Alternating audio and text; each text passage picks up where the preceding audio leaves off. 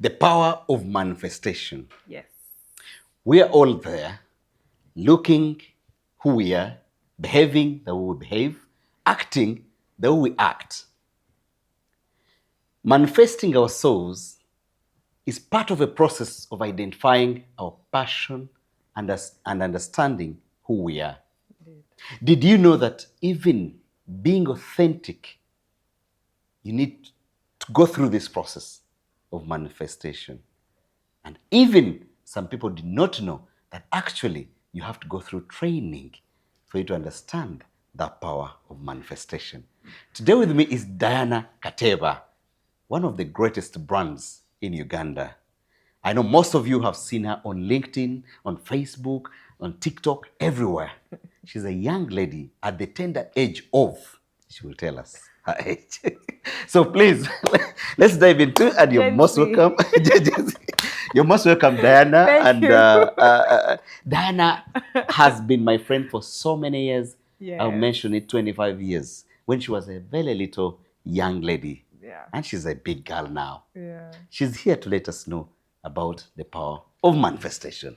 Yes. Diana, briefly take us through a brief preamble of Yes. who you are, Yeah. and we dive into our topic of the power of manifestation. manifestation. Yes. Thank you. Thank Yes. you, Brian, and thank you for having me. It's really been an honor and a pleasure to be here.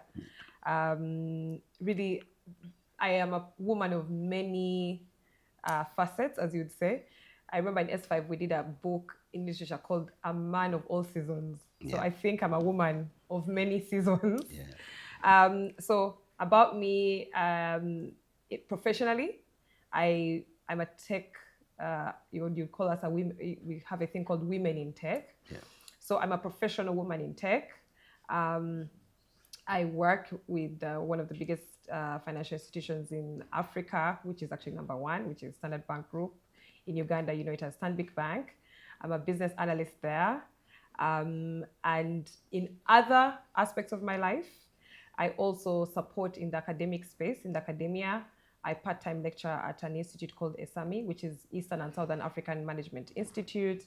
I'm passionate about the youth and also giving back to the community. And so I founded a foundation called the Toro Bell Literacy Foundation, and it supports literacy initiatives in Uganda for the youth. We do a lot of career development for the youth, supporting them in terms of innovation and supporting them in mentoring them in areas of innovation, entrepreneurship, and also really just guiding them through finding your purpose, being able to manifest the life that you want to have.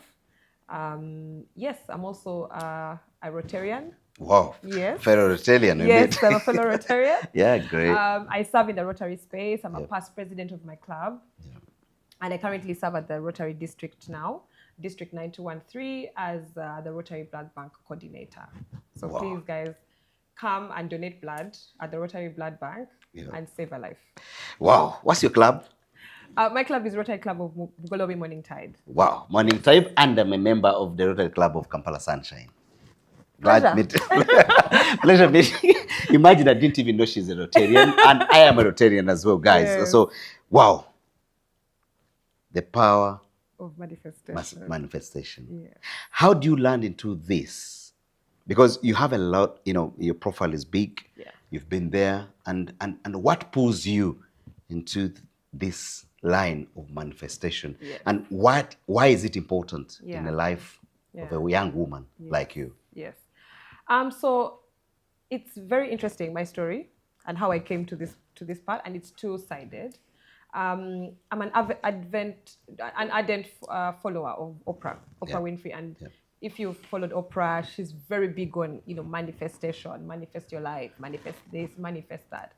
So when I was younger, I was really like a fan of Oprah, and I used to hear the word manifestation, but you don't really know what that means, or don't really understand the magnitude of what that really entails or what it means. And then, sometime in my life, I love to read books, by the way, guys. I'm always reading a book. I read a book called The Purpose-Driven Life by Rick Warren. And it talks about, defining your purpose, finding your what your purpose is. So it just got me curious, right? What is this thing? What is purpose? First of all, me, what is my purpose? I'm not even sure I know what my purpose is. I don't even know if I am supposed to have a purpose, or where that would lead me. So I went on a soul searching journey, you'd call it, right? I read a lot of books. I listened to a lot of motivational speakers. Yeah. And in there, I would pick up different characteristics and different characters of myself. And sometimes, you find you can go so off tangent and you end up living somebody else's life.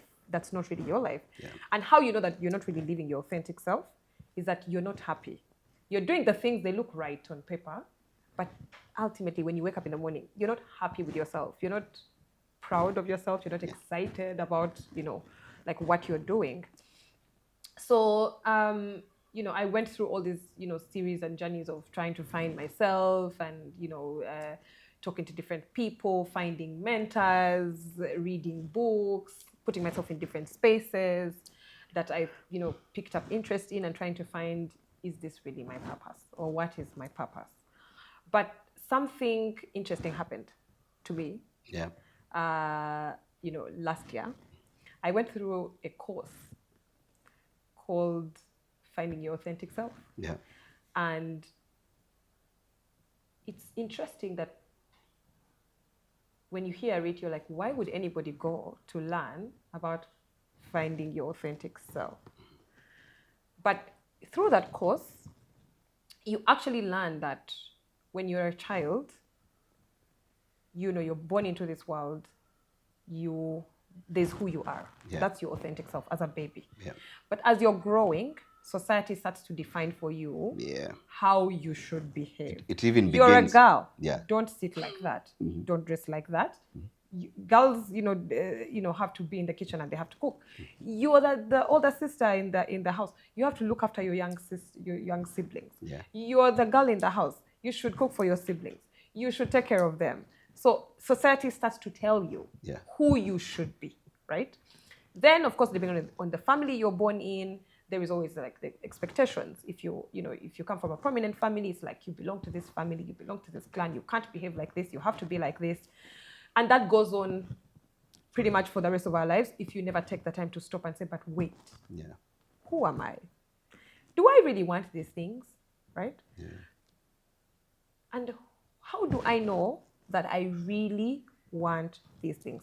Yeah. So I did an exercise where I had to, go and sort of speak to people who know me and ask them certain questions and do a questionnaire. And it's a tough exercise to do because you're not sure you're ready to even hear what people say about you. Yes. Those who are honest. Those who are honest. What they really think about you, how they perceive you. And it's very interesting. And I think everybody probably should do it. Seeing yourself through the eyes of others. And then you have to sit with yourself and say, am I that person? I didn't know I was that person. Yeah. Do I like that person that they've talked about? Yeah. What don't I like about that person? Yeah. Or what do I like about that person? So it's really, really, a journey. And of course, I went through that. And then I started reflecting on myself, my choices, and I started making changes gradually. Yeah. I started waking up and asking myself, do I really want to do this? No. So why have I been doing it? Well, because they said you should do it. Yeah. They said you should go to school. They said you should go to church. They said you should go to church. Yes. Every Sunday. Every you must Sunday. Dress up, exactly. Go to church. Dress up, go to church. Yeah. You're not even sure if you believe the things, what the pastor is telling you. Sometimes you're arguing with the pastor, but you're like, well, you are supposed to dress up on Sunday. That's what you're told. Put on your Sunday best and go to church. That's what you're told. Yes. You go to school, you read your books, yes. You graduate, you find a job, you work, you get married, you have children, yes. You do all of these things, right? So down the line, I started reflecting back when I was doing that exercise last year. And I started to realize somehow my authentic self always knew that I'm not one to conform Certain.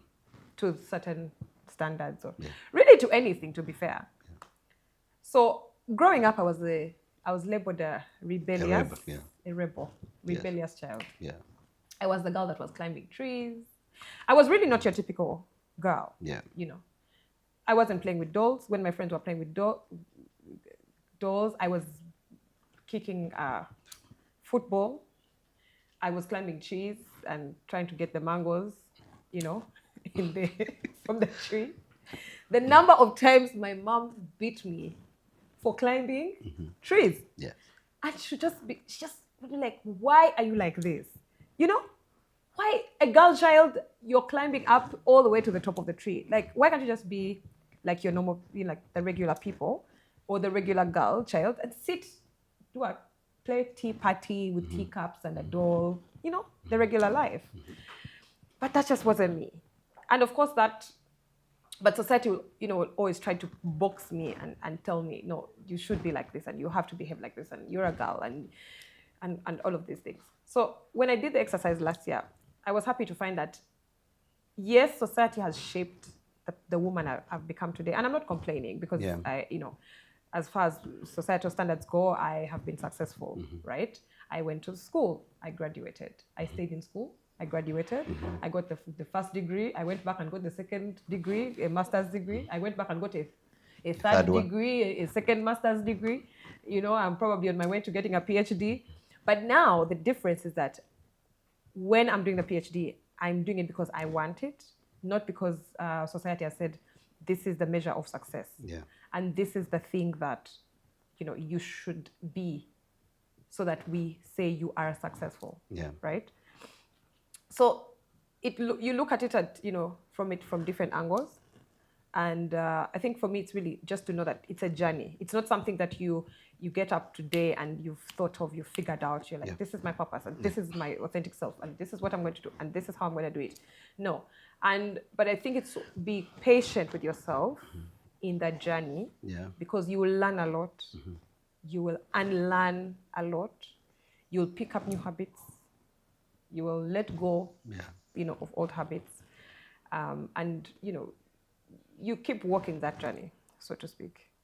If you talk about when it took me back to where we have to follow standards in families, I believe this has destroyed so many children. Yeah. Because anybody who comes out of this family and seems unique is labeled rebellious and also a bad child. Yes. It all begins the time we name or we baptize these children. Yes. And my question to you comes in and says, at what age do you think we would choose the religion? If you ask me, yes, probably above 25. Above 25. And I'll tell you why. Yes. I grew up Christian. I was born and raised Christian. Yes. You know, I was baptized when I was a baby. I didn't even have a choice in that. You had no choice? I was baptized. I grew up in a Christian household. Every Sunday, we dress up, we go to church. When I was a teenager, I was in this thing called Teens for Christ. Yeah. Because that's what we did. You know, you serve in church, you do it as a normal, typical Christian home would be. Yeah. So I served in church. I was, you know, I was in Teens for Christ. But then there are things I just didn't agree with. Yeah. You know, so to speak, because again, with the way I am, you'd say she's rebellious. She doesn't conform. So I got out of that. Then I grew up, you know, got into, when you graduate, there's a thing called Young Overcomers. This is with All Saints Cathedral. Yeah. There's a thing called Young Overcomers. So I joined Young Overcomers, but I just never really fit in, so to speak. I didn't, like I went, but I didn't feel like I belonged. Yeah. So I was just like, this is not for me. Yeah. So I left, and I love to sing. Okay, I love to sing. You know, I've grown up. I'm a lover of music. Yeah. Of the arts, really, music, dance, drama, the whole 9 yards. So I was like, I want to serve in church, but in a capacity that I like, that I enjoy. So I joined the choir at the church. I joined the choir, but then again, I faced a bit of, those things of, the formula. The formula. There's a formula. You come for practice. And someone says, "Oh, your dress different. Whatever is too long. Yours too tight. I don't know. Your jeans are too tight. Your hairband is too bright, and your shoes are too long. And at some point, I just felt like I came here to serve God, but I'm spending so much time thinking about what I'm wearing, what I'm doing, how I'm looking. So I just said, you know what, this is not for me as well. So I left that and I just stuck to doing Bible study. Because something in me really was after finding God. Yeah. And I tried it in different forums or formulas. By the way, when I was in S2, I became a Muslim for like... So I really lived an interesting life. When I was in S2, my best friend is Muslim. So one of my best friends is Muslim. So when I was in S2, I just was really intrigued by the Muslim, faith. Yeah. Especially because of how dedicated they are. Like they pray 5 times a day. They have a structure, right? They pray 5 times a day. They're so dedicated to their God. And I was interested. I was inspired by that. And I was like, also and you I look really a good hajati by that, right? I liked how, the ladies looked with the hijab, and I was like, that's an interesting concept. So I joined, Islam. But of course, because I have a very strong family.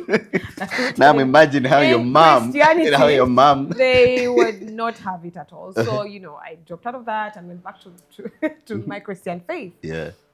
But while I was in university, I went to UCU. They teach you about, there's a course unit that they teach you called Understanding Worldviews. Yes. So they teach you about all the different worldviews, Buddhism and, Christianity and Islam and Hinduism and, the whole 9 yards. And it just got me curious to think there's probably a lot more about the world and about God that we don't know.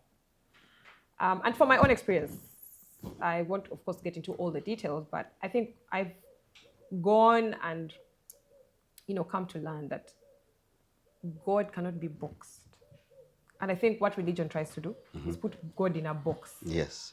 And I guess because of human nature, we don't like gray spaces where we can't figure something out. Whenever there's a gray space, we want to fill it with something. Yeah. So because God is so big and we can't really figure him out, that gives us anxiety. Yeah. So for us to not feel anxious, we start to box him. We're like, God is like this. God doesn't like this. God doesn't do this. If you do this, you're not of God. If you're, we create all these unnecessary... But I think most of those are those people who have taken themselves to be the God's consultant. Exactly. Somebody preaches to you or tells you something, and you feel as if they are God's consultant. Yes. And on my own view, by the way, when you talk about finding religion at 25. Yes. I so believe it as well. Yes. Myself, I am Buddhist. Probably may be surprised that I don't. practice Buddhism. Yes. I practice Buddhism. Yes. And what took me to Buddhism is that I was a Protestant. Then I could ask myself, what am I protesting? I was told you must protest. And then I happened to find out that I was protesting against the Catholic Church. I'm like, why am I protesting against the church I don't even know much about? Yes. And then whenever I would go to church, then you get to that, you see the reverend or the bishop or whatever at the pedestal. Yes. And all the time telling you things that you must follow. Yes. And then at one time I tried to ask something to understand. Yes. And somebody comes up and says, the devil is on him. Yes, you don't ask. Then I'm like, where did the devil attack me from? Yes. I needed to ask. I needed to understand. Yeah. But I got to understand that in Christianity, the other side, there's no asking. Whenever you try to seek to understand, somebody thinks that the devil is on you. You become the rebel or the become radical Christianity. the radical, Christianity. And I'm like, you know what? I think I needed to find the reasons why people get happy. And that's the reason why I became a Buddhist. And that's why I Yeah. practice Buddhism. Yeah. And I'm a very proud Buddhist. You know, when I tell people about Buddhism, they're like, oh, so you mean you're not godly? So you mean, Yes. I said, some I tell them, I say, you're just something very small. Like, I don't even can find Yes. a molecule in you Yes. of you trying to find out, coming closer to God. Yes. Because we came in this world as human beings. Can we live? I tell people, can you live as a human being, first of all? And I always also argue with people. I say, the Bible says we are all in the image of God. So to me, first of all, once you understand that you're in the image of God, means that everybody who is different with you, short, tall, brown, living with a disability, different, they're in the image of God. Exactly. So if you understand that, Yes. so why should you now Box him. box him? So, and that's exactly what I was saying. So Yes. whenever people don't understand something, then if it's different from what they are or what Yes. they know or what they're Yeah. comfortable with, Yes. then they say that's not right. Yeah. Right? But like you said, if you really know and understand that we are created in the image of God, Yes. then you look around, Yes. that should tell you that God cannot be boxed. Yes. Because it means God is a woman, Yes. God is a man. Yeah. He's short, He's tall. Yes. he's light-skinned, he's Yes. dark-skinned. Yeah. He is angry, he's happy, he is, there are very many facets Yeah. of God. And I totally hear you. Because even with me, and why I said probably at the age of 25 is Yeah. because I struggled so much to find my center. By the way, I was Buddhist. You became a Buddhist. If I talk about my journey, You need to write your book. My journey. You need to write a book, really. Because now when to becoming to getting back to my authentic self. Yeah. I went through, all that questioning. And of Yes. course now, because I was even serving in the church, you try to ask questions, but then you can't ask questions. Then you're being judged and you're like, but God said don't judge. But then you're the same people judging me, so I don't understand. So I just took it upon myself to just go and figure myself out and find God, or God finds me somehow, on my own journey. So that's why I said when I left the choir, I joined Bible study. Yes. So I just focused on reading the Bible and trying to understand or to learn how to study the Word of God. And by the way, till today, one of the best things that I love to do is to read the Bible, because by the way, everything is in the Bible. Yeah. You'll be going through something. You're like, there is no way this thing. You'll be reading, then you read the Bible and you're like, oh my God, the thing is in the Bible. Yeah. It's there. It happened. The Bible has the good, the bad, the ugly, the whatever. Everything is in there. So I went through that whole, journey, and I became Buddhist for a while. And I guess some people would say I lost my faith, Christian faith or whatever for a while. But somewhere in that quest, I found myself back to, I won't say I guess you can't say the Bible, that's in Christianity, but I found myself back to God, but through the Bible. Yeah. So I'm not big on the structures of Christianity, because of religion, really. Muslim, I don't know, Catholics, the Protestants, the Catholics think the Protestants have issues, the Protestants think the Seventh-day Adventists have issues. All of us think we have issues. So who has an issue? Yeah. Because everybody is pointing fingers. Yeah. So who has an issue? I guess all of us then do. Yeah. And I think for me there, it brought me to that point of accepting that we don't know. Yes. We're here to live. Yeah. It just brought me to a humbling revelation of our humanness. Yes. Of accepting and understanding that humans have limitations. Yes. In our thinking, in our reasoning, in our understanding. Yeah. And so it's good, of course, for us to raise our children in the values that we believe in. Yeah. But I believe that your brain really starts to understand what this thing is when you hit like 25. You hit it 25. Yes, when you talk about bringing up children, I have brought up my children, number one, to be humans, to first accept and understand that they're humans. You see, we've forgotten all about this, that no matter the lives we go through, number one, that is ultimate to me, is human. Yeah. And again, another thing is that we came here to live. We came here to be humans. We came here to create value in our communities and our societies. Yeah. And these same societies we're going through, we are meeting different people, different things, Yeah. structures, and everything. Yeah. So how prepared are we to accept them? Yes. The indifferences that come in there must be left, yes, to the creator. Yes. Whoever says Yes. they believe in the creator. Yeah. But we are also impatient to accept We're that, very impatient. No, that human the beings are very creator, impatient. that creator you believe in, no matter where you come from, Yes. has the reasons why things are Are the way different. they are. But we feel that we are the God's consultant. Yes. Me as a Buddhist, my ultimate goal, I would tell people, is to be happy in this world. Mm. I am going to be faced by challenges. I am going to have, to tackle different things in a day. And once I am able to understand that I have to be happy amidst all other challenges, Yeah. then I retract myself. Yes. Even when I'm to do certain things, Yes. I have a limit. Yes.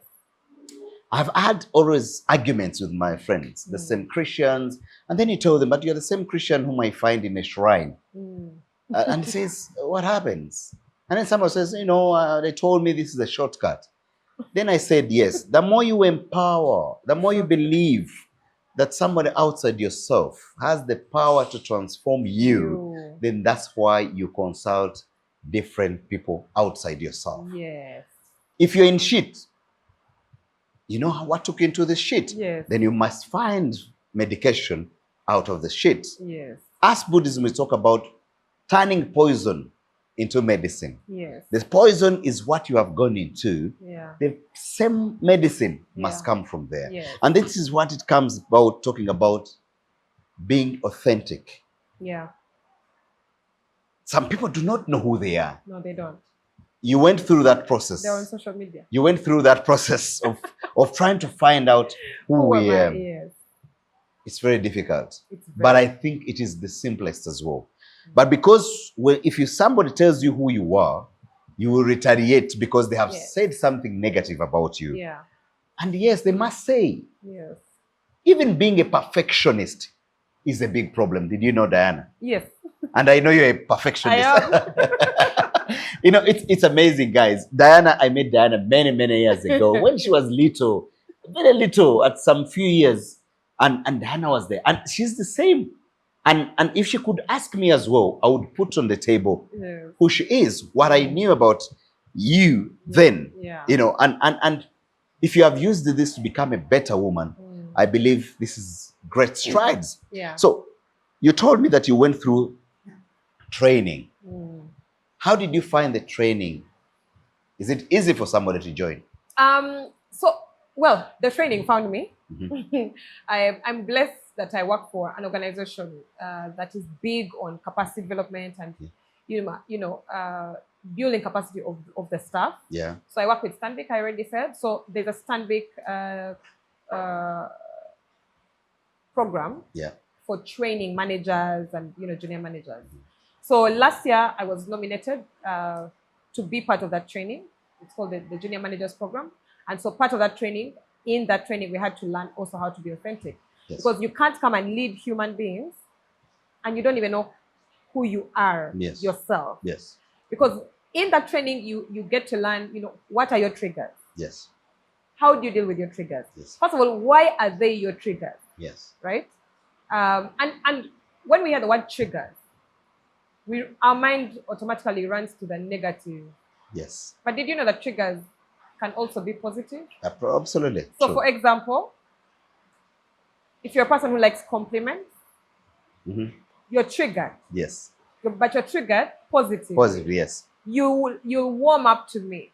Now, what we don't understand is that if you don't know yourself and if you don't know your triggers, the people around you, for them, they've seen you, they've figured out, they've created a persona or personality of who you are. Yeah. And they can use that against you. Like in the homes when we were growing up, you knew your parents liked a certain child more than the other one. Yeah. So you knew that if you want something from your mom, parents or from your mom, you send this person. Yes. So in the same way, it can work against you in the real world. Yes. In the workplace. People will be like, Diana loves compliments. If you go and greet her and compliment her, she won't look through your document. She'll just sign. Yes. And especially when they know you like to be smart. Exactly. Or you like makeup. Exactly. or so like changing your hairstyle. Something, you know? Yes. They'll just come, Dad, good morning. You look so lovely today. Oh my God. You know, there's this kind of thing I put on your desk. Please help me and sign. You're like, where is it? Bring, let me sign. And then you sign and it lands you into shit. Exactly. Wow. Exactly. Wow. Yes, exactly. Yeah. So the training, I think there are trainings out there. Yes. On being authentic. Yes. And was this through Stanbic Bank? Yes. Wow. Stanbic Bank. Stanbic Bank. I know Stanbic Bank is out there. Stanbic Bank, you're doing great. And thank you so much for bringing such a wonderful training to Diana. You know, why I appreciate your bank, you know, our workplaces really develop us, make us better. They do. And I'm an employer myself. Yeah. As an entrepreneur, I've always told guys that your first employment or your employment is a center for you to learn everything. Absolutely. If you don't learn anything, even the bad, the good, right from there. I always tell people, So I commend Stanbic Bank. Thank you so much, guys. Diana is who you are because of Stanbic Bank. They will have to pay for this advert. but where good things come from, we need to commend them. Yes. We need to commend the banks that have done that. Absolutely. You know, we need to commend whoever is there, the organizations, because and because they care about the people, they care about the employees. Yes. So they do, they invest in the lives of the people. They invest in the lives of the employees. Yeah. So I was privileged that I was part of that training. Yes. And it definitely changed me. It changed a lot in me in how I view life. Yeah. In even, being centered once again. Yes. And actually, after I went through that training, I went back to my values. Yes. Because now we had to define our values. Yes. And when you ask for what their values are, they're totally, integrity, whatever. But values are things that you exemplify. Yes. If you're a person who's inconsistent, yes, but then you say your value is integrity, yes, are you really being authentic? Yeah, because you know people use integrity. Yes, because they're like that's this my is what integrity. will sound right. But again, also trustworthy, accountable. But transparency. Did you know that integrity does not necessarily mean how do you call it? It doesn't necessarily mean being genuine, or doesn't mean Doesn't morality. mean like honest or right. Morality, because people use integrity with morality. to talk about morality. Yes. So integrity and morality are totally different.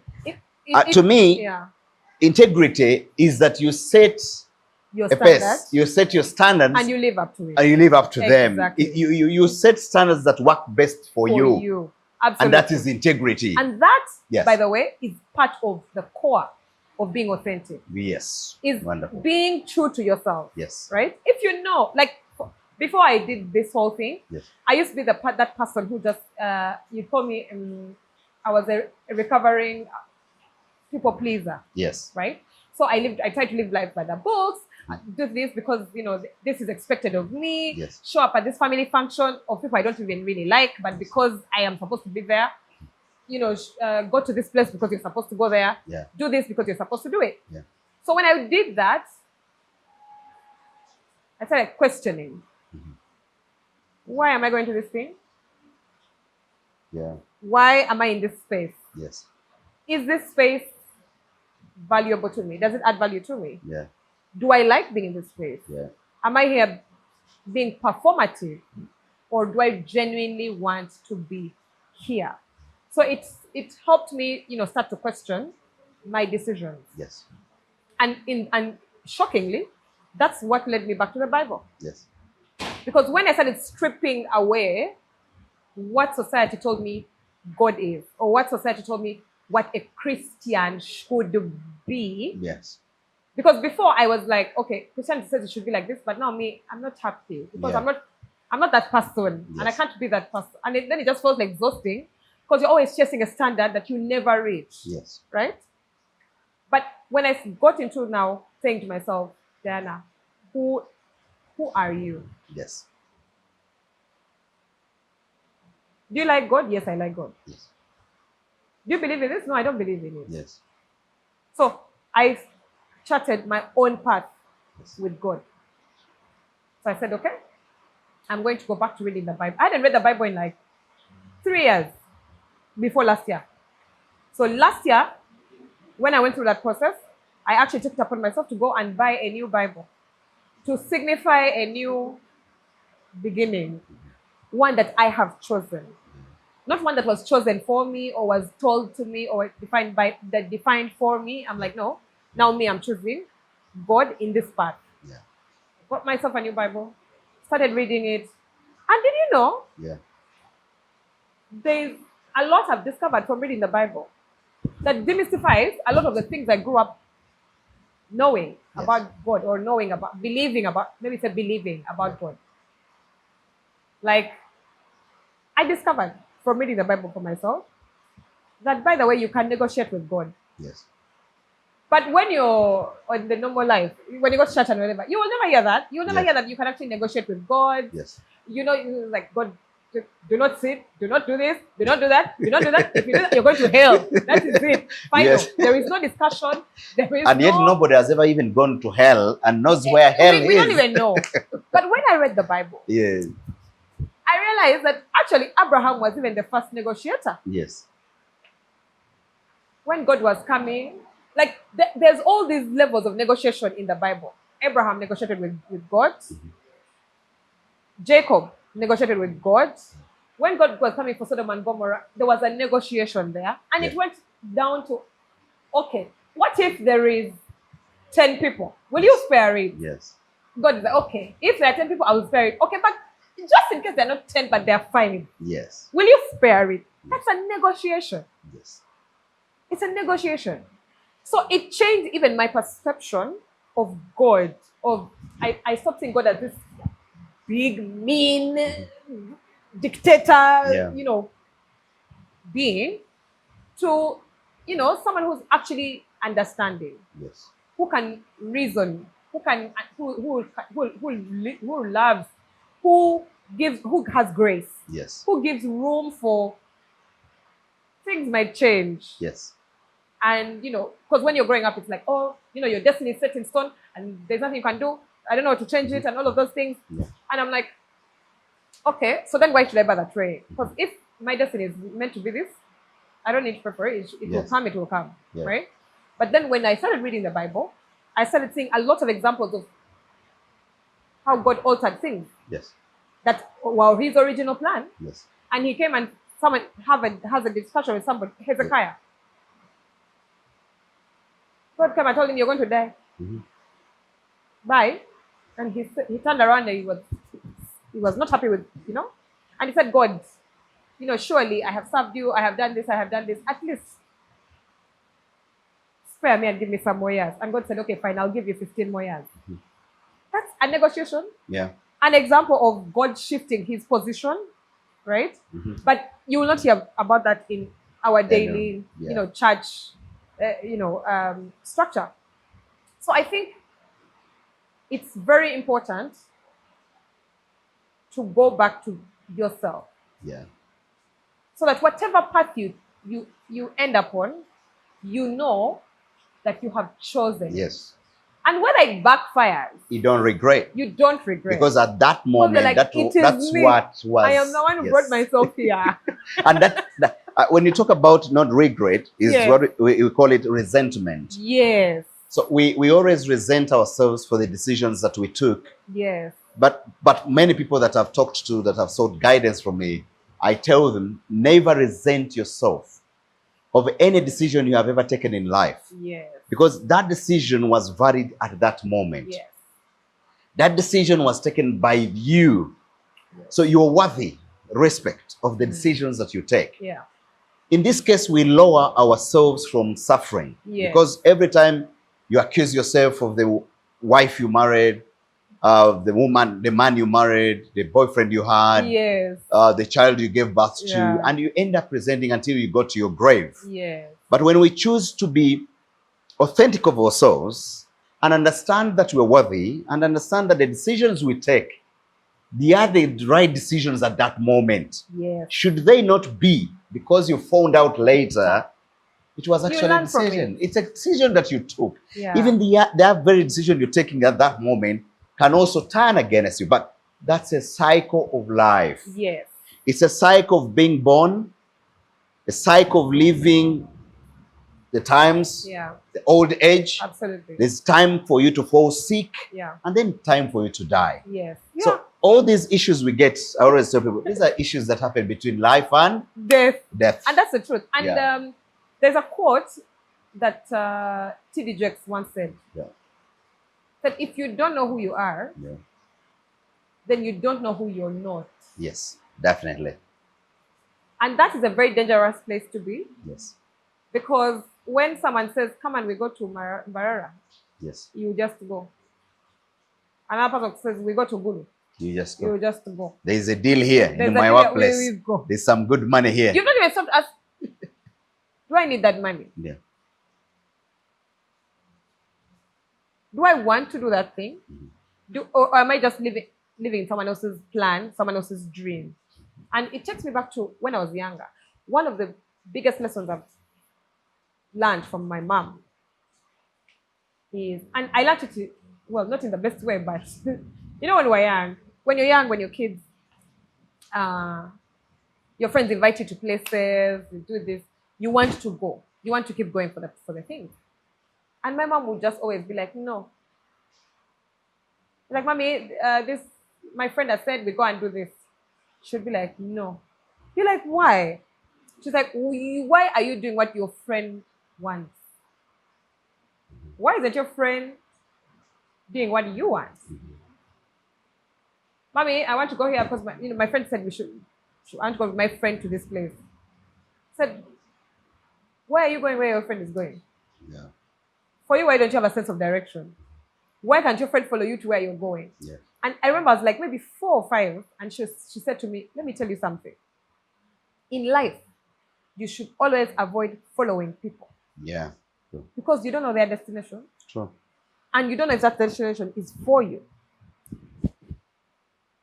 Pave your own path, decide your own destination, and go to your own destination. And don't regret. And don't regret. Yes. So I was, of course, very young at that time. At that point, I'm like, okay, mom is just being mean, and she doesn't want us to go to my friend's party, you know? But as I get older, it reaffirms itself. Yeah. Whenever I'm stuck at crossroads, I go back to that value. Yes. Where do I want to go? Because you see, going back to what TD just said, if you don't know that your destination is in Barara, if I put you in the car and they drive you to Ginger, how will you know you're lost? Yes. You must know your way. You must know your way. Yes. You must know the destination you're trying to go to. Because if you know you're going to Barara, if you get into the car, get into, Chengeda, and the road is bad, and it's whatever, you can take a detour. Say, let me go through the Antonde, whatever. Let me go through, let me go backwards, and then go to Mubende, and then I'll go through Kamwenge, and then I will come back to Barara. Yes. It might take you longer, but you'll still arrive at your destination. Yes. But you only arrive because you knew where what the destination was supposed to be. Yes. So even when life throws you curveballs, you're able to get back. You're able to get back on your feet. Yes. But if you don't know where you're trying to go, even when life throws you curveballs, you're just you're in the dance. Yeah. You know, you're in the dance, and that's where unfortunately we lose a lot of people. They stay in the dance. Yeah. They get comfortable. Yeah. They get comfortable in the dance. They stop, believing. They stop, caring. And that's where manifestation comes in. Because when you're authentic to yourself, it makes it easier to manifest the life you want to live for yourself. And there are different tools of manifestation. The one I like to use is vision boards. Everyone, I think, a lot of people have talked about them. Vision boards. I got into vision boarding about three years now. I think 4 to 3 years now. I got into vision boarding. And when I tell you how life-changing that has been for me, and this was even before I did the whole authentic, becoming authentic self. But once I did the authentic self, it finished the picture for me, right? So on the vision board, you create and put representations of the life you want to live. Family, personal, career, relationship, spiritual, whatever. People have different things on their vision boards. Could be a career vision board or, I don't know, different things. And when I see how that has manifested in my life, it's crazy, Brian, when I tell you. It's crazy. I used to always say I wanted to become a consultant. And now this is where I really like to emphasize the power of manifestation. When I was younger, I would tell my dad, me, I want to become a consultant. I want to become a consultant. And he'd be like, do you think it's easy to become a consultant? You have to work for many years and you have to do what and all of these things. And I just used to be like, one day I'm going to be a consultant. And I kid you not, at the age of 29, I became a consultant. Most consultants become consultants. 50 when they've finished working, they 60, they are retired. Yes. 60, then they now like, I'm going to become a consultant. But I became a consultant at 29.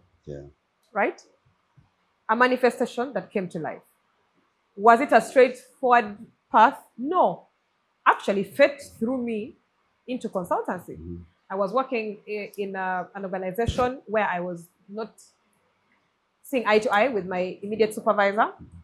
So in his capacity to frustrate my life, he decided to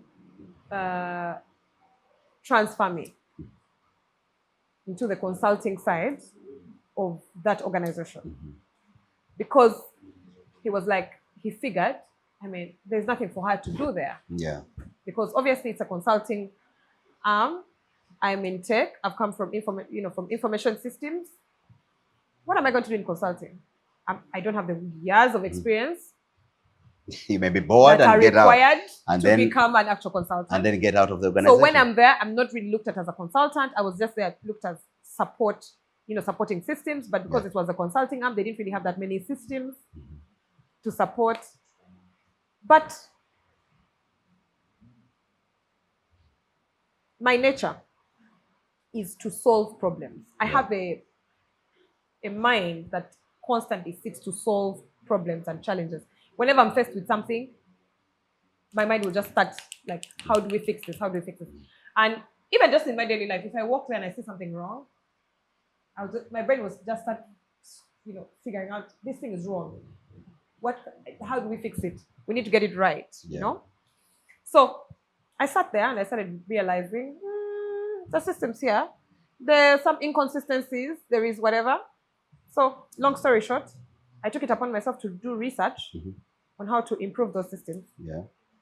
And that research that I did led me to presenting at an international conference in Netherlands. I presented my research. It opened another door for me. The research got adopted. It was implemented in the organization, which then put me in a spotlight. And so when an opportunity for consulting came up, I qualified because I had done research, I had done implementation, and I was able to replicate that model in other places. So I was taken on as a consultant to go and replicate that same system in other organizations around Africa, right? So that's just a snippet in how you can work out your dreams or how you can manifest, your dreams. But they have to be yours. Do you know that you can't manifest someone else's dreams? Never. You can't. Yeah. So if I am the one who has told you, bravo, you need to have this thing, no matter what you do, it will not come. Yeah. You will pray first. You will put it on the vision board and do what? It will not. If it's not aligned with your authentic self, yeah, it will not manifest. I think when you talk about the authenticity is that when we're young, we are still fresh, and we know what we want. Yes. But because society hits us on the head, yes, we end up losing it. Absolutely. Now, let me ask you this question. If you found the Diana 5 years, 10 years, and is in your house, she's in your house as your daughter, would you accommodate her? And how would you accommodate her now? Yes. I would accommodate her. In fact, I would thank her. Yes. Because she really knew what she was about. Yeah. 5-year-old Diana yes. really knew what she was about. Yeah. She was always questioning things. Why is this like this? How did this come to be? Yeah. Curious, questioning. And that personality is what has helped me thrive in the career that I have today. Yes. Because the career that I have today is about solving problems. It's about looking at customer problems, yes, trying to understand the customers, and then understanding why do they have that problem? Why is that problem there? Why is the problem the way it is? Then how can we solve it? What are the different ways we can have it resolved? Now, of course, she was excited. At 5-year-old me was excited, was high energy. High energy, which I don't have now. Yeah. I don't have that energy anymore. But yes, she was, she was high energy. She's curious. She's loud. Very loud. Very. Extremely loud. There are people watching saying she's still loud a bit now. There are people who are like, but she's still loud. But trust me, 5-year-old me was louder. Louder, yeah. Loud, bold, very bold, and optimistic, a dreamer. Some parts of her still have gone. Yes. But some core parts are there, because they're original. There, and they're the ones that have held me to be the one I am today. Yes. So would I accommodate her? Absolutely. In fact, I probably need to go and look for her. Let's meet after here. I'm going to let's meet the Diana. To meet her. The 15-year-old Diana or the 16-year-old Diana at Kateeba. Isn't it? At Kateeba. So meet the Diana, Madness. the 16-year-old Diana at Kateeba. Madness. Yes. Now that one would give 5-year-old Diana a run for her money. Sure. No, because that one was relentless. She was bolder. Yes.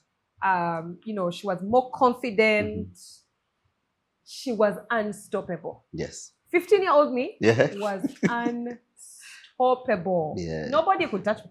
Nobody could stop me. Yeah. Not my parents, not that society, nothing. In fact, that was the epitome of my rebellion. Yes. I don't think there's an age that I've rebelled, beyond how rebellious I was at, the age of 15, 16. And I apologize to my parents. Yes. I really took them through trouble. The ringer. Yes. Like I took them through the ringer. I'm not home. I really was dying to live life on my terms. Yes. Do what I want to do, when I want to do it. My dad says you can't leave the house. I say, I don't know who you think you're talking to. Yeah. Because I'm leaving this house. You have to leave. Yeah. And you left. And I will leave. You can't talk to this friend of yours. Who said? I will talk to them. Because they are my friend. They are my friend. Yeah. You can't. Anyway, I just lived the opposite of everything I was asked to do. Yes. You can you do this? I will not do. Yes. You can't do this? That's exactly what I will do. Yeah. I really lived out my free will, so to Yes. speak. I was discovering myself. That was the epitome of discovering what do I like, what don't I like, and without even knowing it, right? But there was still a sense of innocence. Yes. I grew up protected, Yes. quite protected by my parents. So there was still, at that age, there was still quite a lot of innocence. So there was still a lot I didn't know about the world, about life, about how the world operates. And of course, now in hindsight, I understand why my parents Protected you. were the way they were, because the world is a scary place. At what age did you get a boyfriend? 19. Your first boyfriend was 19. Yeah. Okay. Because I was a tomboy growing up. So I was always around boys as friends. I always look at them as my homies. Yes. Because I also grew up with, I had 3 brothers. So just before me is 3 boys. So my first friends were boys. So I was always around boys, like, because my brothers were their friends. And so I get along quite well with the male species. I'm an alpha female. Yeah. Because I've been raised with. What I've noticed that girls that are born alone in the family, as girls, they're always stubborn. First girls, after 4 or 5 boys, they're always troublesome. What brings that? I don't know. Maybe we need to investigate that. But I think for me, it's because really my brothers were protective of me, but also I was like their little toy. So they toughened me up, you know? They did not treat me like a girl. In that household, I was not treated like a girl. Yeah. You know, they would rough me up, and I have a brother, God rest his soul, he passed on, the one who came just before me. You know, he buried me to teach me survival skills, like how to unbury myself. I was like 4 years old, you know? Yeah. He would carry me, put me in the tree, and just leave me there. And now I have to figure out how to come down the tree, which is now why I was always climbing trees, you know? You know, so I played soccer. I was playing, you know, the video games and whatnot with the boys. I was riding bicycles. I was really a boy in a female body. So I got into a little bit of my feminine side late. Yeah. Like much later. I was a late bloomer. First year campus, I was always in jeans, baggy jeans with a hoodie. I would roll my book like this, put it at the back, because I was like any other tomboy. Like because I know, and I was always looking up to my big brother, my eldest brother, and this is how he lived his life, always in jeans, whatever, hoodie, and then he would roll his books, put them at the back of his pocket. So this is how I rolled in life, you know. And when people see you now, no, they can't believe. They can't believe. They cannot believe the transformation. And when I tell you that transformation shocked people, the first time I wore a dress at uni, even my guy friends were confused because they'd never seen me in that light. I was always in jeans, so they'd never even seen my legs, or to be like, this girl has beautiful legs, or this girl actually has a nice body, or she's beautiful. No, because I never really cared. If I've not combed my hair, who cares? I'm not trying to impress anyone. I really just had to read my books. I would hang with the guys. My friends. No wonder you chose the IT. You know, I was in the IT class again, which is, you know, the men are the ones who are thriving in that sector. And imagine those days, because this is like 20 years ago. So, you know, my class was full of boys. So my friends were guys.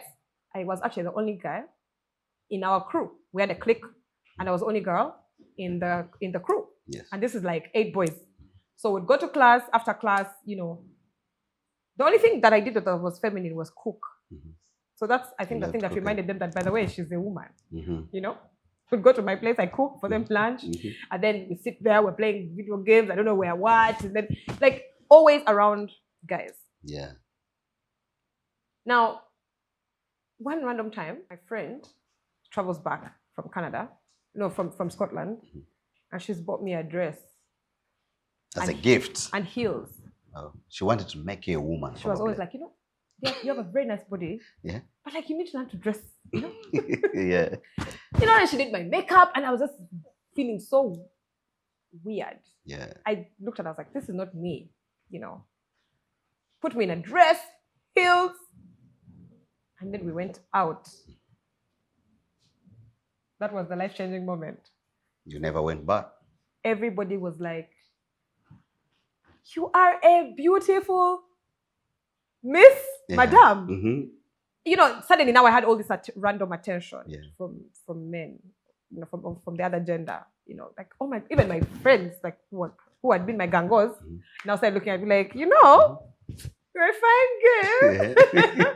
They're like, you have a nice, you have a nice body, you have nice legs, But that now made me uncomfortable. So that's where I started closing in. And I think that was a turning point in my life, in losing my authenticity. Yeah. Because my confidence, surprisingly, left at that point. Because now I had all this, I don't know, like scrutiny, attention, and it was overwhelming.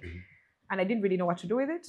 But then, then I started, then a guy who, was hitting on me, I was like, I guess we can be in the relationship.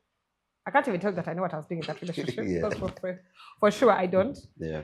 But it just seemed like that's what you do. Yes. Like, you get to university, they hit on you, you get into a relationship. Yeah. And then, yeah. That's it. Yeah. For the Diana who was 16, 17, 18, in one word, would you accommodate her now? Would it be easy for you to have the Diana in your house and you are the one who is on the other side as a mother?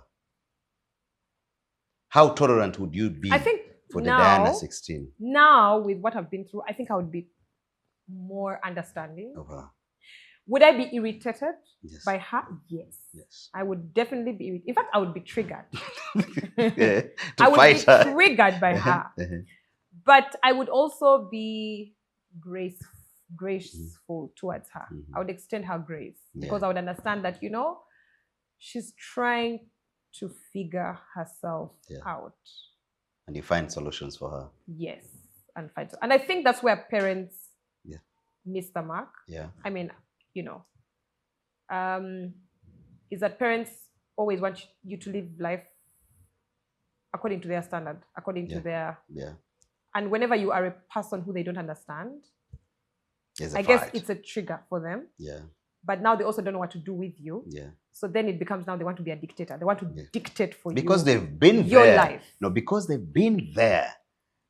That's why they have to put up that defense mechanism. Typically, they actually haven't. Yes. Some have. In reality. They have not. They have not. Because, yes, they might have been 18 before, but they've not been my 18. Yes. The times are different. Yeah. If you just look at now, Gen Zs are giving us a run for our money. Yeah. We don't understand them. Yeah. Then they're just Gen Z. And then you start saying things like, when we were that age, we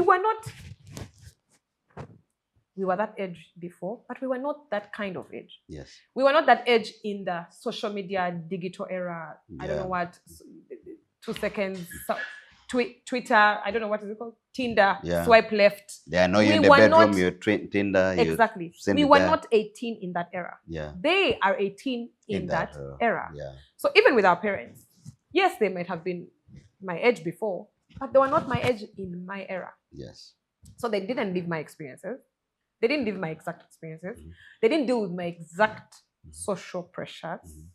Because when they went to school, there were single schools of girls and single schools of boys. Yeah. When we went to school, the boys is next to a girl and whatever. The majority of them. The majority of them, right? I went to international schools. It gives you a different outlook on life. Yeah. I grew up in Nigeria. I was in, I don't know what other countries. It gives you a different outlook on life, right? So I cannot be there's no way my dad can say, I know what you're going through, because you don't. You don't. You actually don't. You can guess, you can try to understand, but you don't know for a fact. Yeah. So because you don't know for a fact, is why actually you need to extend Trigger. grace. You Which see, is grace not is not deserved. Yeah. You understand? Like it's not deserved. It's Yeah. not. It's unmerited. Yeah. It's unmerited, favor. Yeah. So ideally, with parents, I think that's one thing that they need to learn, to be able to extend grace to their children and allow the children to blossom. To grow, Yeah. To blossom. Of course, guide them and put guardrails, but just also understand that, first of all, even though you are a parent, you don't know everything. Yeah, you need to be compassionate. You need to be compassionate. Because there's a lot that empathetic. Parents don't know about their children. Yes. No matter how close you are with your child. Yeah, no matter how open they no matter how open there is versions of your child that you do not know. And you will never know. Yeah. Now, this leads me to some question to you. Diana, you were a tomboy. Yes. Before. Be honest. I used to play rugby. Be honest to us. What substance did you test? Just testing and you don't like, but what substance? Because I know you went to international school. Yeah. You were a tomboy. There are so many things you were exposed to as a young girl. Yes. And be open. Yeah. What were you exposed to? Yeah. What did you test that you didn't like and you ran away? No. So I've been, I don't know whether to say lucky. Yes. But I was raised, first of all, in a very strict home. Yes. In a very strict home. But then also I saw firsthand what drugs can do. Yes. To someone. Because my brother, that was just before me, I did say he passed on, and it was due to drug, substance abuse and whatnot, whatever you'd call it. So he had become a druggie. Yes. So we saw it firsthand in the house. Yes. What drugs can do to you. Yeah. So now me, so you I was in total, like I was a coward. I was like, I'm not touching weed. I'm not. But at least cigarette you tried. People would be like, at least cigarette you tried. Yes. You did some. Cigarette. I was like, what is this thing? That's whatever. But then you cough and you're like, please, nobody's trying to die. Uh-huh. The liquors, what liquor did you try and vowed never to go back? No. To this day, I tell people, I failed to drink beer. Yeah. I failed to drink beer. I mean, I drink wine. I drink, whisks. I can have a whiskey with some, Coke or whatever. Black Label. Surprisingly, I don't like the taste. Thing. I don't like the taste, the aftertaste. I've never tasted it. I've never even tried. For me, I don't like that. There's an aftertaste that the labels have. I guess it's the signature thing. Yeah. I don't like it. But So wine, champagne, gin. Yeah. And all that. Of course, when you're young, you explore. You explore. What you feel is hard for you, and I had friends who were wild. So we explored everything. Yeah. And then I was like, guys, beer is not for me. This thing is not for me. And I'm tired of forcing this life. I can't even force it. Yeah. So I stuck to the things which I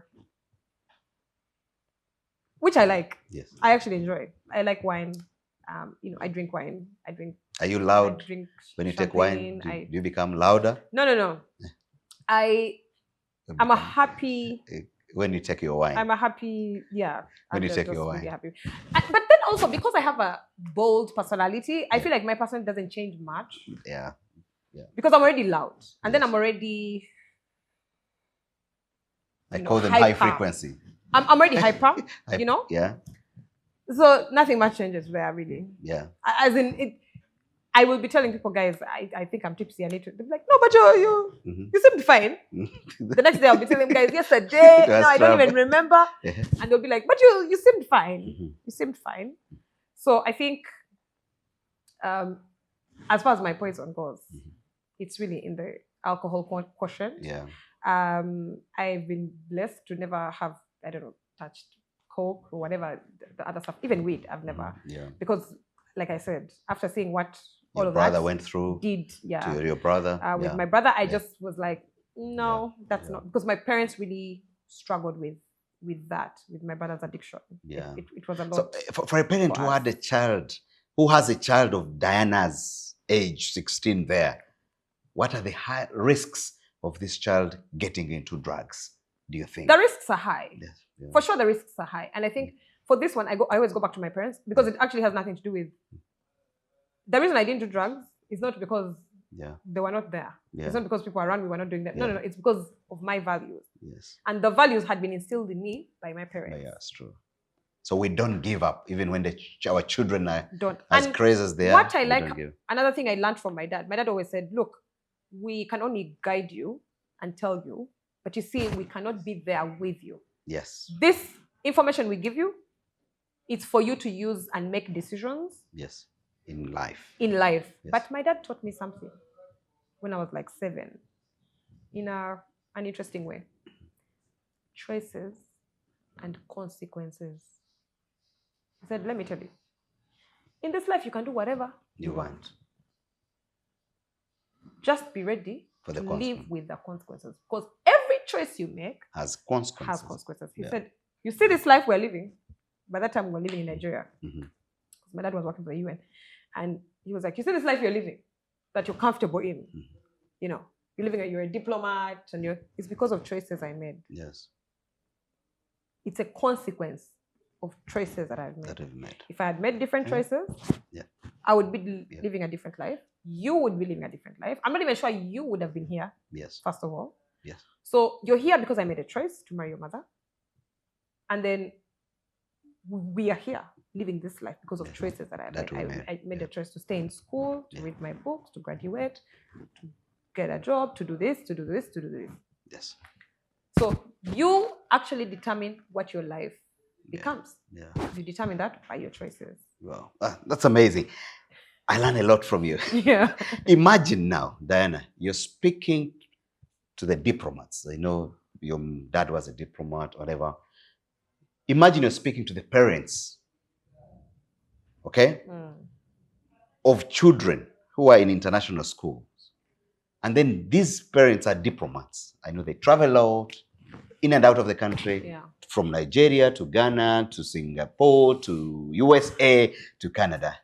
If you are to be honest, what are the challenges that are involved in this kind of life? Especially seeing these ripple effects, effects going onto their children. Yeah. If it's a young parent out there that is a diplomat, what do you think they should not do, or what they should take in account while raising these children? All right. That's a very good observation and also a good question. The first thing I'll say to diplomats or parents who are really busy, don't throw money at the problem. My dad was extremely busy. He was always traveling. As you can imagine the life of a diplomat. He was always traveling, on the plane. But you see when he was home, whether he's home for 2 days, trouble. Those 2 days, you will feel his presence. Yeah. Bring your books. He was present, fully present, fully involved. Bring your books. He would go through our books, our classwork, our homework. He would go to the school. It's not the official teacher day, parent teacher day, event. But he would come to school. He would speak to my teachers. He would speak to the teachers of my siblings. And then he would be like, how is she doing in school? Where is she struggling? What are the challenges? How can we support? All of that. So my dad was physically not around a lot of the times, but he was present. In 2 days, you'd think it's a month or two. Like when I think about my childhood, I don't feel like, oh my God, I missed out on life because my dad was absent. No, I don't feel like my dad was absent. He might have been absent physically a lot of the time, but I don't feel like my dad was absent in my life because he cared. He was intentional. Yeah. So parents need to be intentional. I have friends who have ruined their lives. Yeah. Unfortunately, drugs, alcohol, some of your classmates? Substance. Yeah, some are my classmates. Some are friends, like they were my friends, and now you can't recognize them. Yes. It's sad, it's sad. And of course, I remember the time I went to Malaysia, studied, and came back. My dad's friends were asking him, what juju did you use? Because our children have gone to Malaysia and refused to come back. They failed to come back. They failed to Men graduate. in India. They've not graduated. They've not done what? I went, graduated in time, finished school in time, returned in time. Again, what kept me? It's not because I was in the same environment with these children. I was in the same, it's the values. Yeah. And those values were instilled in me by my father Yes. and my mother. Yeah, true. When things would get out of hand, I'd get my books. I'd remember that. Because my dad would be like, my dear, I hope you remember whose child you are. Yeah. And I would carry my books and go to the library and read my books. And of course, when I was younger, my dad doesn't remember this, but I reminded him and he was like, really? I don't remember that. When I was in S6, like I said, I was a very troublesome child. So 17-year-old me, was a problem. So my dad came to school, one of those, he had traveled out of the country. I think he was in the US at the time. Then he traveled back. He came to school and announced to check, because I think he had missed the VD or something. So he came to school and announced. He speaks to the head teacher, speaks to the teachers. I'm in class. They call me, I come. And my dad is like, young lady, would you like to explain yourself and why you are performing like this? And one thing I liked about my dad was never, he didn't believe in corporal punishment. So my dad has never hit me. He has never hit anyone. But at one time you deserved to be hit. As in, even the time I deserved to be beaten, he never did. Yeah. What he always did is speak to us. Like, speak to us. As if we're adults and we know what we're doing, yet we're children. He would ask you at 5 years old, are you proud of yourself? Are you proud of what you have done? And so you sit and you think through your decisions and your choices. So he came to school. This is now in Essex. And he sat me down and said, listen, I don't know who you think you're studying for, but it's not me. If you think you're studying for me, you can stop here. Because you're not. I already finished. I did my degree. I'm an engineer. I did my master's. I did whatever. This is for yourself. Now, I want you to know that I, your father, I don't have money for you to repeat, to rebound. If you fail S6, there is no money for you to rebound. There's money for university, but there's no money for you to rebound. If you fail S6, you will go to the village and harvest millet with your grandmother, for your grandmother, and you support her. Because, by the way, she's growing older and she needs support. So you can choose the life you want to live. And my dad is known to be a man of his word. If my dad says something, he will do it. He will do it. So I knew that, I guess he was making a threat. But you see, because I know that my dad is a man of integrity, my dad, if he says I'll be there at 5, he'll be there at 5. If he says I'm not going to come, I'm not going to come. I will do it, I will do it. Like, he's really a man of. So I knew that it's a real possibility that they can actually ship me to the village. And my dad will say, that's the choice you've made. It's the life you've decided to live, so you live with the consequences. So I faced my books. And that's how I passed S6. I had gotten over 5 points when he came. I think beginning of term exams, and I had gotten like 5 points because I was just playing around. He said, my dear, if you think you're reading for me, you can stop here. I don't need the books. So now, fast forward to the parents. Those same values are what guided me. But I find that a lot of let me not talk about, but a lot of parents today throw money at the problem. The maids are raising your children. The TV is raising your children. Okay, everybody is raising your children. TikTok is raising children now. Except you. And their friends are also raising them.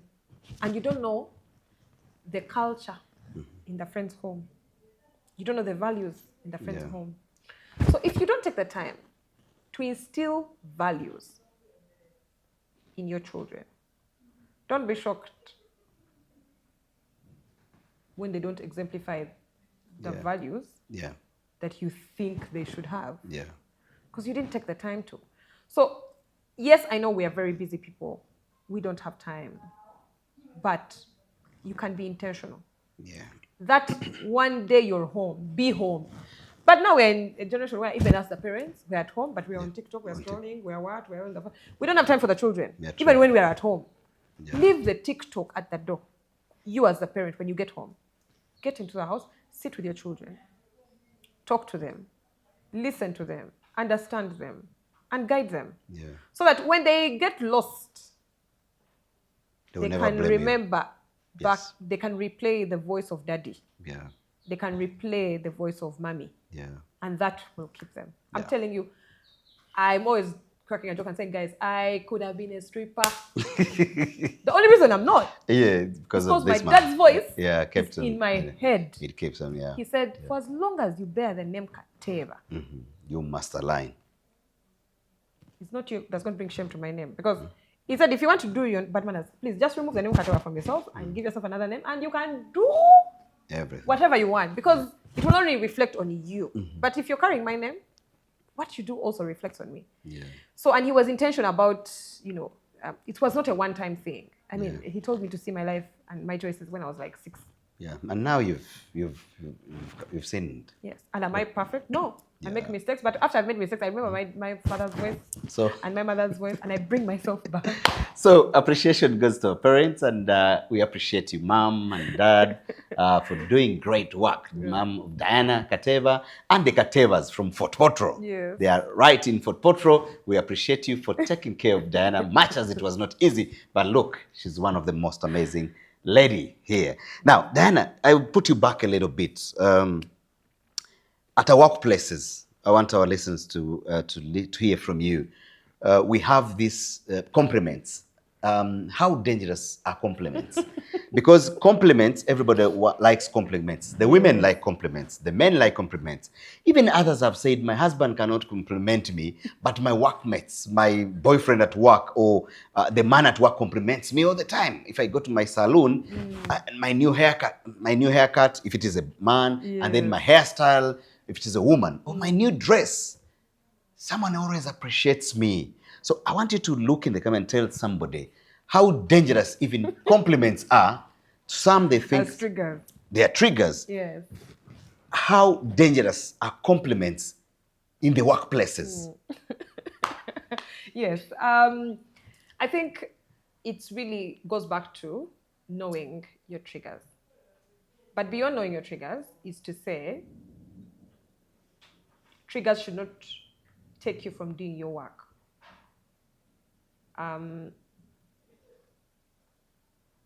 There are professional standards in the workplace, procedures. So no matter how someone says, oh, you're very beautiful, you're very smart today, you look very lovely. There is this thing I put for you on your desk. Could you please help me check it and sign? Say, I will look at it. Take your time. Look through it as if you're looking through any other document.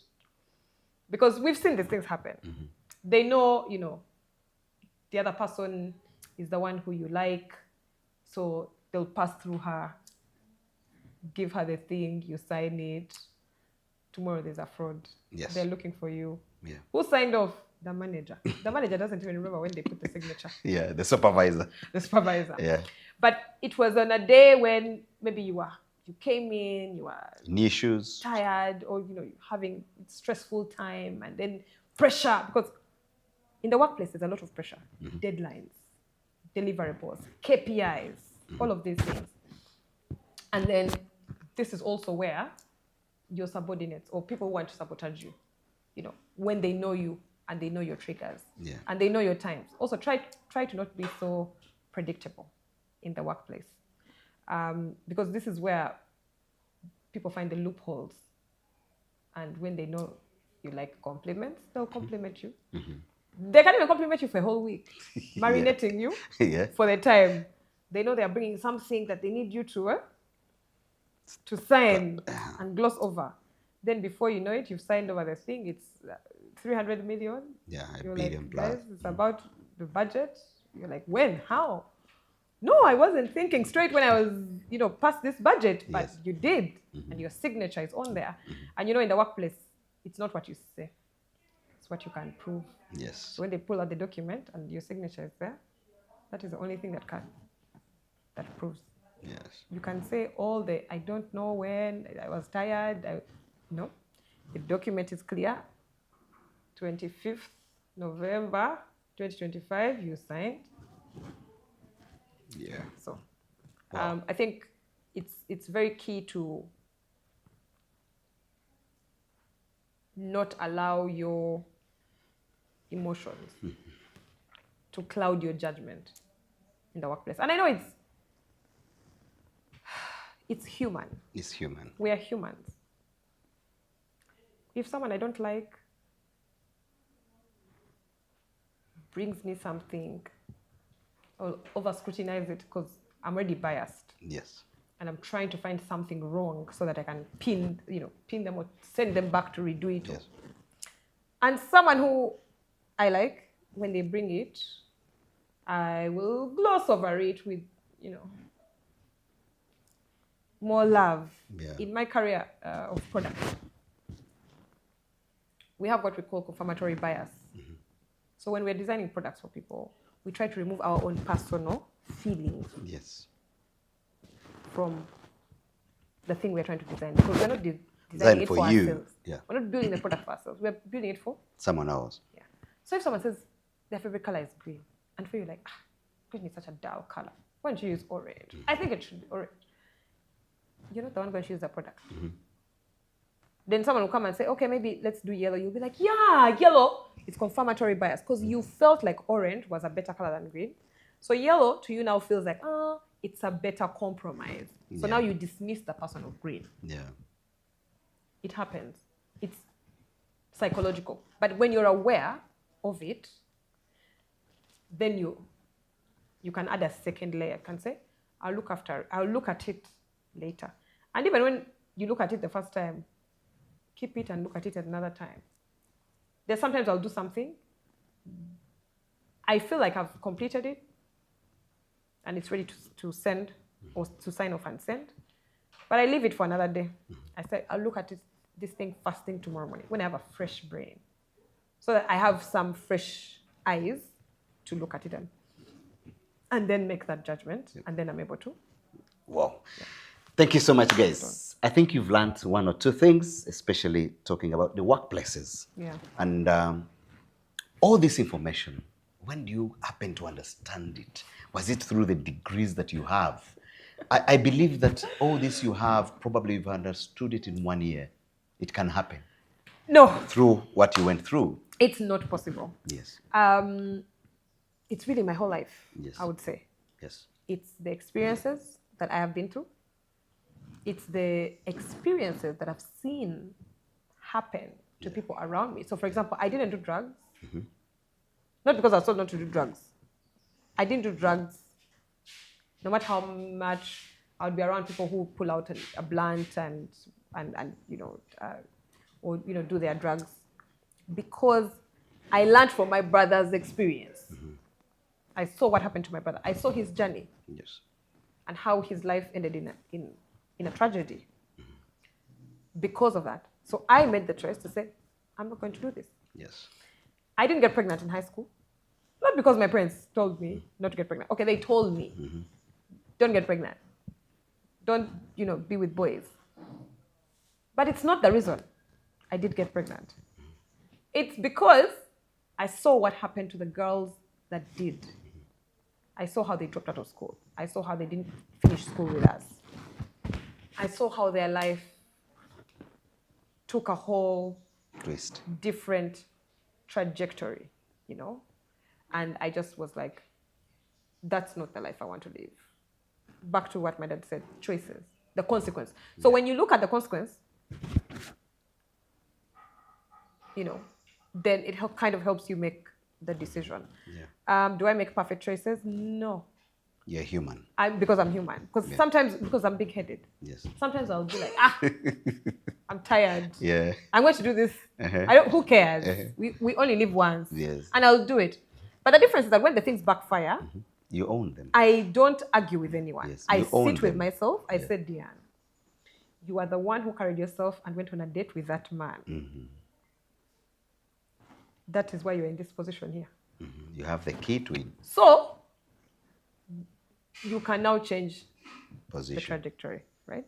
You're the one who decided to befriend that girl. You knew she had bad manners. Mm-hmm. You had seen her do this thing to that person, the other person.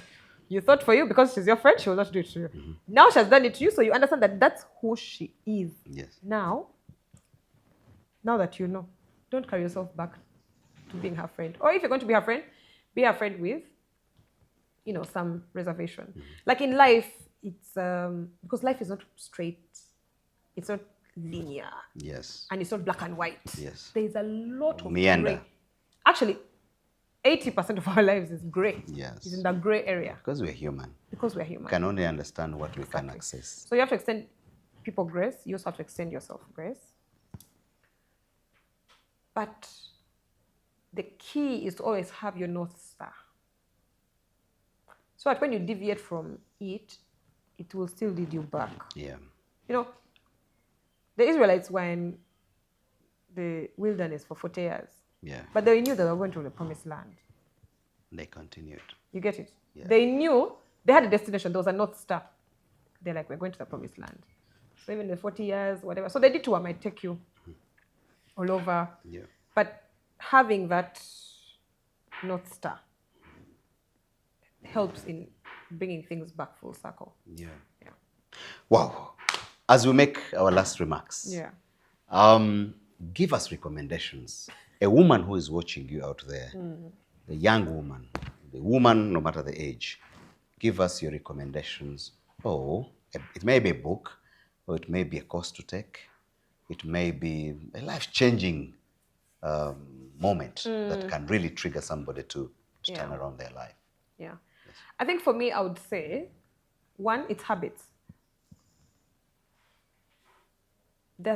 I'm about to sound like a motivational speaker. Yes. Guys, I'm sorry, but the truth is that that's what it is. Yes. You really are the total sum of your habits.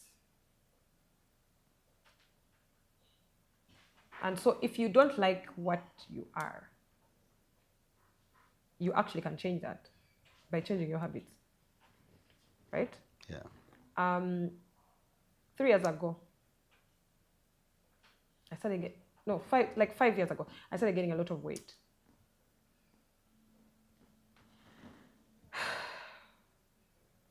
I've always been in a love and hate relationship with weight. I gain weight, I lose weight, I gain weight, I lose weight. But I'd never gained it to that level at which I gained it.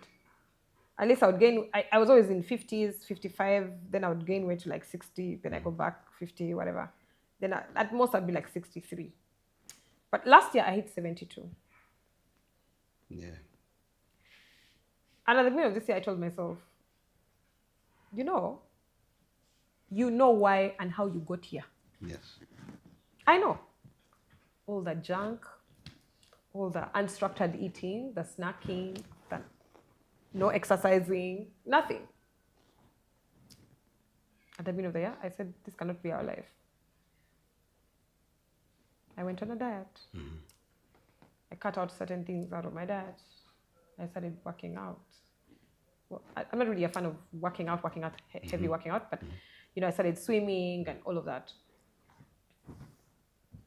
And I lost 12 kgs. Now, 2 months ago, October, I went on vacation. When I went on vacation, I was in the US for 3 weeks. I stopped all my habits, my good habits. Back. And I just went, I'm on vacation. Yeah. I went back, I was eating what I want, I was just sleeping, I wasn't working out. I came back and I'd gained 6 kgs. That's life. Right? And that is life. You want to be knowledgeable? You were asking me where I got all, where I've gotten all this. I read a lot. I have a home library. I have a library at my house. I'm always buying books. I'm always reading a book. I don't even know how many books I have read. a lot of my money goes in books. You know, I have mentors because I like knowledge. I genuinely like knowledge.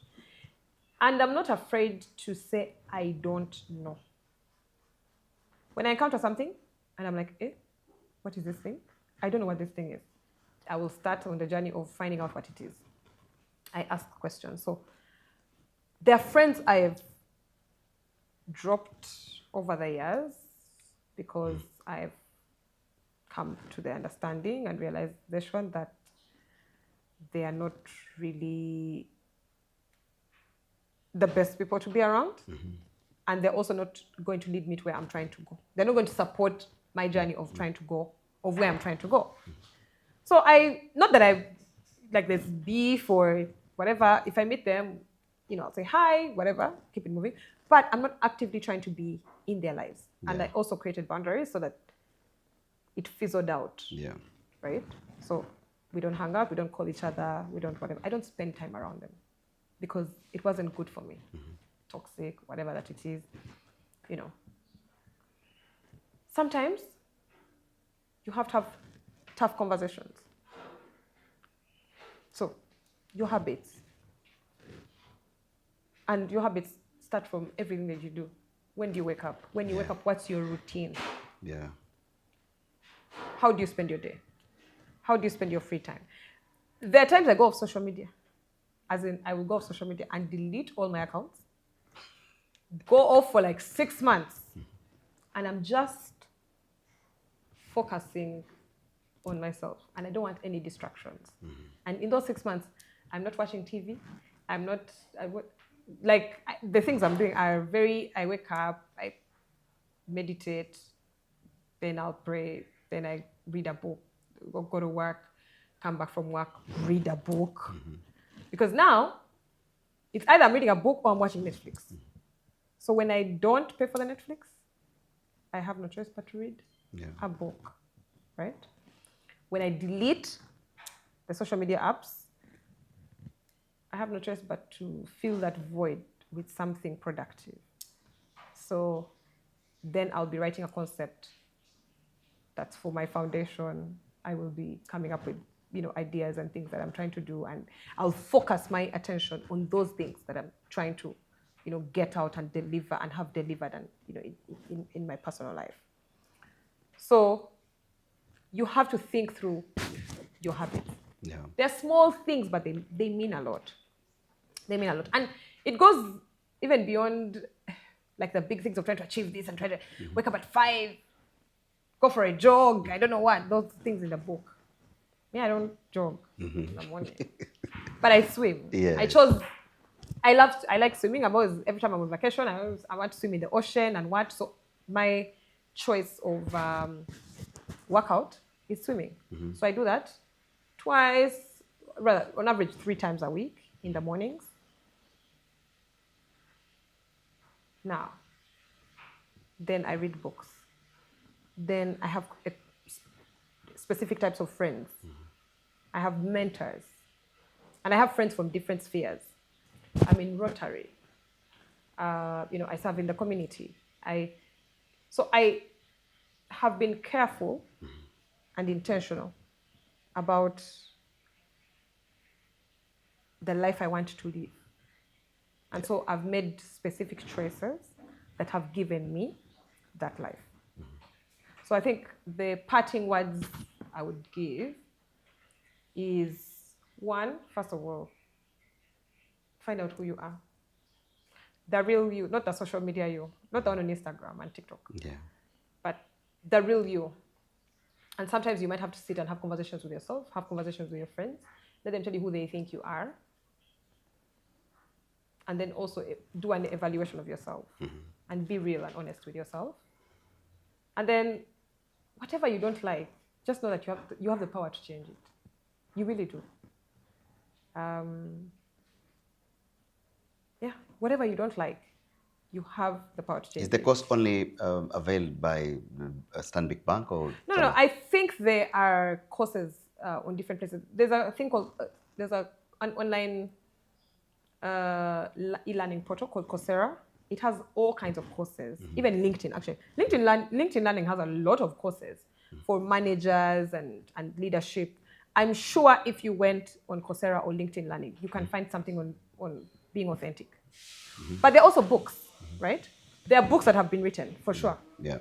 There are books that have been written about being authentic, how to become authentic, going back to your authentic self and what that means. And also being bold enough to walk in your authenticity. Because, by the way, Brian, just because you discover who your authentic self is doesn't mean you now suddenly have the confidence. No. It takes time to show up. Because sometimes your authentic self is a thing that society will fight because it's not the norm. Yeah, true. You know, it's not the norm. I worked in Nigeria for 4 years, and you know, there are places you'd go to and in northern Nigeria, and they won't listen to you because you're a woman. Yes. And they'll be like, who's this young girl telling us old people, old men, what to do? She's a consultant? Come on. Who are you kidding? Yeah. But because I know that I'm here on merit, I earned this position because of what's up here. Yeah. Not because of my gender. Yeah. I would stand in those boardrooms, I would own them, I would deliver what I needed to deliver, and I would come out having delivered that project.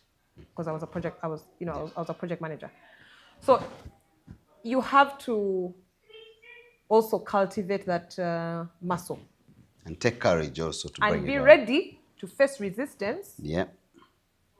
But that resistance should show you that you're doing something right. Yeah. As long as you know, like when you go to bed, the guiding light is that when you go to bed at night, you're at peace with yourself. Yeah. The rest will fall in place. Wow. Those people who are doubting you and fighting you, eventually they'll get join on you. board. Yeah. That's amazing. Thank you so much, guys. Thank you so much. We're at Naria Motel. Naria Motel is where we do our podcasts. And today we had Diana Kateeba. Learn or unlearn. But we are on the journey of learning. And I believe that through Diana's, talk, you've learned something as a woman and as a man as well. Because whatever she was speaking, it is the authentic her that brings out that. She was very authentic and told you about her journey as a young woman, the 5-year-old, the 6-year-old, the 10-year-old Diana. So thank you so much, guys. Once again, support Naria Motel. We do our podcast at Naria Motel, and you're most welcome at Naria Motel anytime, any day, and come and see for yourself a place for plant lovers. For those who love plants, come and see your place. Come and see a place that is cool, nice, and comfortable for you. Thank you so much, and see you in my next podcast.